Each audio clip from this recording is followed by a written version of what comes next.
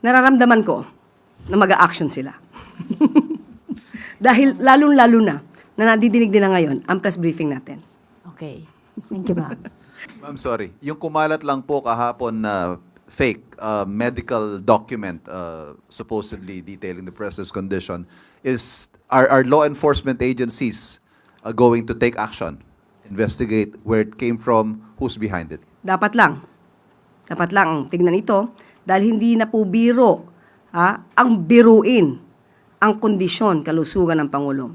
Kaya po ang NBI, alam po natin na mabilis umaksyon ng NBI para maimbestigahan kung sino po ang nasa likod dito.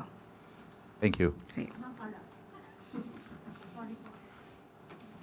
Ma'am, naidulog na po ba ninyo o ng palasyo sa NBI na hiniling na po ba ninyo na imbestigahan na nila?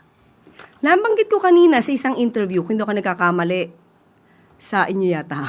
Pero ma'am, Sa unang hirit. yes, sinabi nyo na dapat lang nilang imbestigahan. Pero yung dinulog nyo na sa kanila, yung problema, meron na bang ganun, ma'am? Hindi kailangan idulog. Mabilis ang NBI umaksyon. Alam naman nila kung ano nangyayari sa gobyerno natin at sa ating kapaligiran.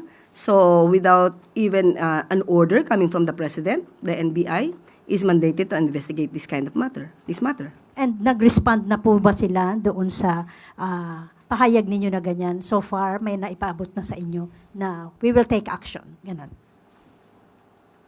Nararamdaman ko na mag-a-action sila. Dahil lalong-lalo na nadidinig nila ngayon ang press briefing natin. Okay. Thank you, ma'am.